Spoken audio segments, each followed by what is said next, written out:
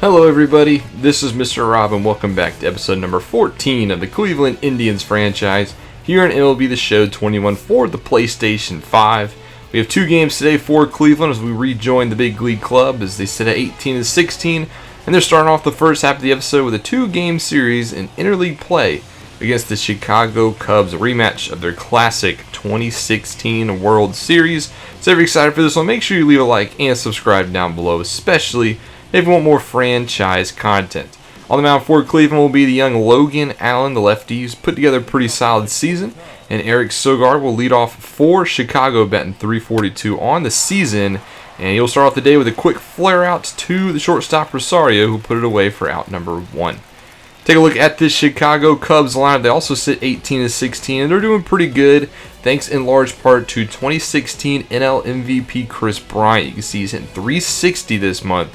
He's got a season average up to .355, playing like his former MVP self. Next up, Nick Horner, who's playing center field today. 2-2 to him, and he rips one to right. However, Reyes is out there to make the grab. Next up is Chris Bryant, who 0-1 to him, hits it down the left field line and into the corner, where it is picked up quickly and thrown on in, but not after a one-out single. Javier Baez up next, 0-1 to him. This is a chopper to Rosario. He'll run to the base, put it away to end the top of the first. On the mound for Chicago will be Adbert Alzolay, who's making his 6th start of the season. Not the best start to his season, but he's looking to fix that. The right-hander with a 2+ whip. I'll start off his day against Jordan Luplow, hitting .216 on the season, 5 homers, 14 RBIs.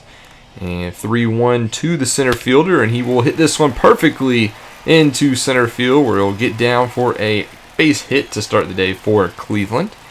I'll bring up the next batter, Ben Gamble, the DH, who on an 0-1 gets a high fastball, but he pops it up in the infield. This one will be ranged underneath and put it away for the first out of the ball game. Take a look at Cleveland's lineup today. We just saw Luplow and Gamble. Next we'll see Jose Ramirez, who leads the Indians with 10 homers.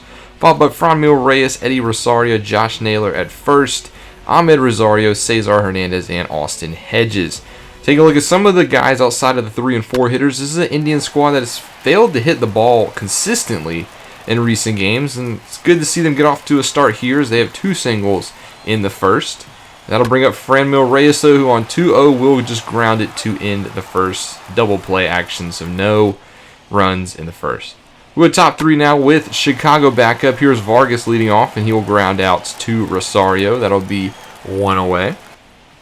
Next up, the longtime vet Jason Hayward looks at strike 3 on the inside corner. That'll be Logan Allen's 4th of the day already. Bringing us to the top of the order, Sogard 1-2, swings and misses as well. So you can see Logan Allen getting dialed in through the first third of this one. How about bottom 3 for Cleveland? They're also scoreless. Cesar Hernandez will step to the plate. He's hitting .242, and on a full count, hits it up the middle for a base hit, so that'll help out his average. And we have another lead-off base runner here for Cleveland. Austin Hedges, who is hitting under .200 on the season, will continue that way as this is a 5-4-3 around the horn double play. And Cleveland also struggling to get some offense going. Jordan Luplow up next. First pitch swinging, pop up into shallow right. This one's put away. And the Indians also go down 1-2-3.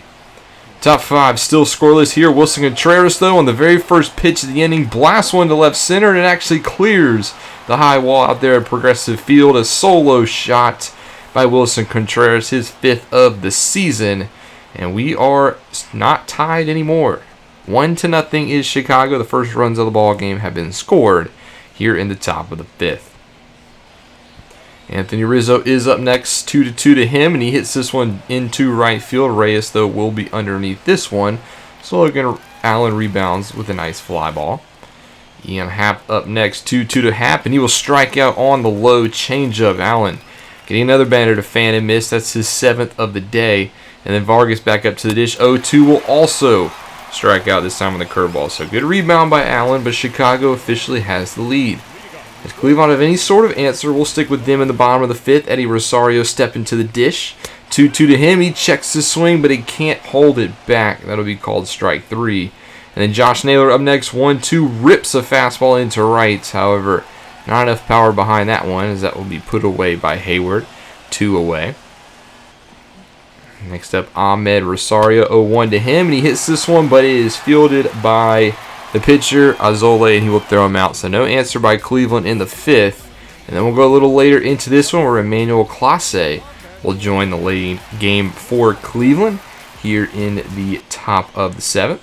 Chris Bryant up first, and he will strike out looking 100 on the cutter. It's hard to hit when Clase is dialed in.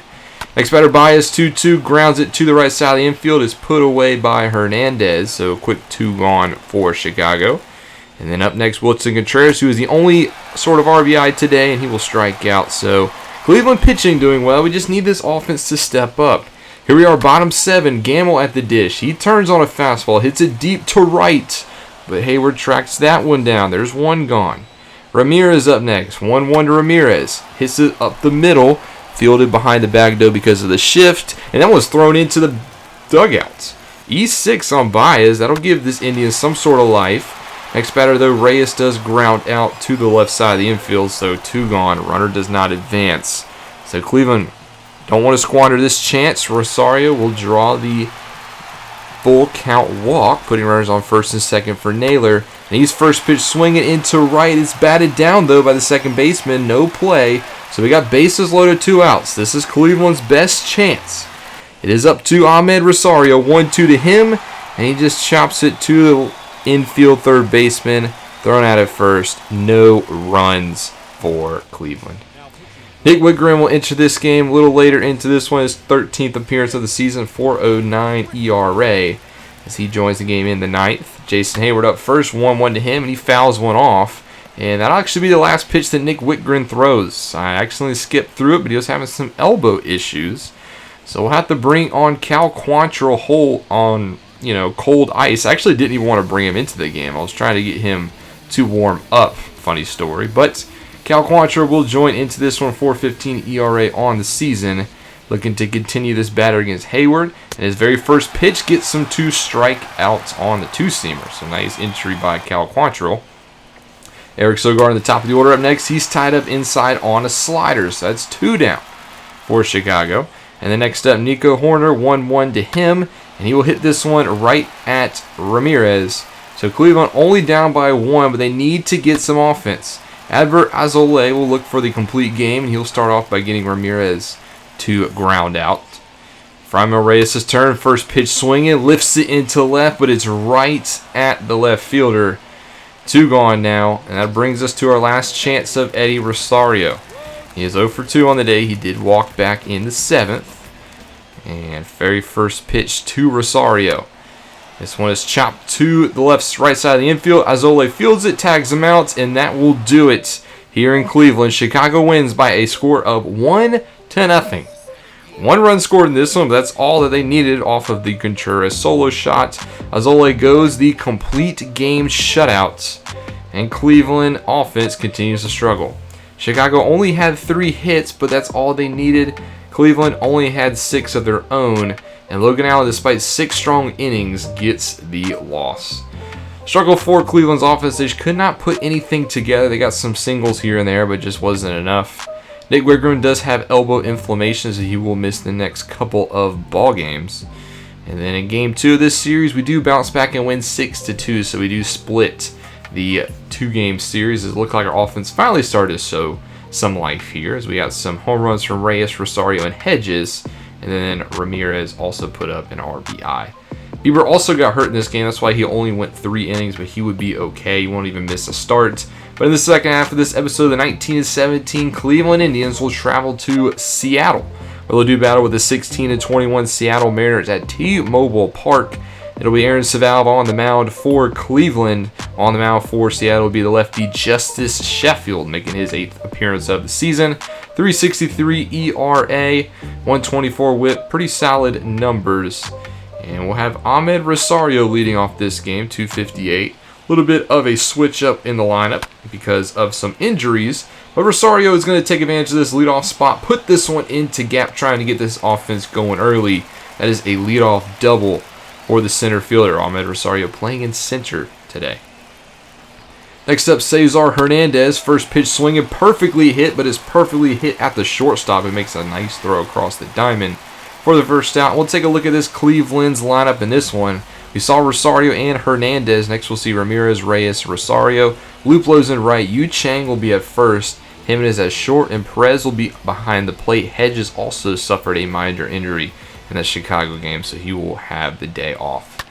Jose Ramirez up next. First pitch swinging, and he blasts a sinker into right. It will be caught, but they will test the arm, and Rosario will slide safely into third. So now Cleveland needs another base hit. It's Franmil Reyes. He checks his swing, but he does go around, so they cannot push home the run. Here's a look at Aaron Civale's numbers on the season, making his 8th start of the season. 2.61 ERA. This Cleveland's rotation has been dominant. They just need a little bit more help from their offense, and they could be a top team in the American League. Dale Moore will lead it off for Seattle. 2.33 ERA on the season. He gets a high cutter on a 2-2 and pops it behind the plate for the first out of the inning. And we'll take a look at Seattle's offense here in this one. Just saw Dylan Moore. Next up will be J.P. Crawford, who leads the Mariners in on-base percentage. Kyle Lewis in center, Kyle Seager at third, followed by Mitch Haniger in right. Ty France is your DH. Jose Marmolejos will be at first. Tom Murphy is your catcher, and Taylor Trammell will be in left. J.P. Crawford up next will swing and miss, so that'll hurt that OBP. And then Kyle Lewis 1-0 to him, grounds it to the left side of the infield. It actually eats up Ramirez. Bounces over him, but Lewis is going to get greedy and try to get two, and he will be tagged out to end the first. We'll go to 3 now. Andres Jimenez leading off for Cleveland. He gets a start today at shortstop with Rosario out in center. He gets a high fastball and a full count, and will pop it up to the left fielder, Tommy Thurnbull, to put it away. Roberto Perez making his start of the day. 2-1, gets a sinker up the middle, and that will be a 1-out base hit for Cleveland. Taking us to the top of the order. Ahmed Rosario, first pitch swinging as well, and he puts this one into right field. So that's back-to-back singles for this Cleveland squad. Now can they just manufacture some runs? Cesar Hernandez, 2-0 to him. He hits this one up the middle, but this one will be stabbed out there at second base. Nice play to record out number 2. And Jose Ramirez, check swing, goes around. He will be thrown out at first, so nothing in the top of the third for Cleveland. How about top 5 now? Andres Jimenez back at the dish, and he will draw a leadoff walk, so another base runner for Cleveland. And then Roberto Perez, 0-2, gets a high slider and whacks it deep into left center. This will actually be off the top of the wall, just misses a homer. He will slide into second base safely, and now this is the best chance Cleveland has had all day. Ahmed Rosario back up to the dish, 1-0. He'll ground it to the right side of the infield. That will be an out, but Cleveland will push home a run, so they do manufacture run. And then Perez will be at third for Cesar Hernandez, who takes a sinker deep into right. Haniger will catch this one, but even that's deep enough for Perez. He will come across and score, and Cleveland pushes a home 2 in the 5th, having themselves a lead. Jose Ramirez will ground out 2 in the inning, but Cleveland does take a lead. It is 2-0, and they'll hand that back over to the rotation. Mitch Haniger will come in bottom of the 5th, see if they have some sort of answer. Striked out in the 2nd in his only appearance. Civale 0-2, and he'll get him to strike out again. High slider will put Haniger away. That's Civale's 6th strikeout of the day. Here's the DH Ty France stepping to the dish. He singled back in the 2nd, looking to do the same here. Full count to him, and he grounds it to the left side dribbler. Civale gets to it, fires, and gets him by about half a step. Out number 2. First baseman Jose Marmolejos up next, 0-2, and this one is put into left center out past the diving glove of Jimenez. And that'll be a 2-out single for Seattle. Tom Murphy now back up. He has 5 RBIs in his last 10 games, but he will not get an RBI here as he flies out to Rosario to end the 5th.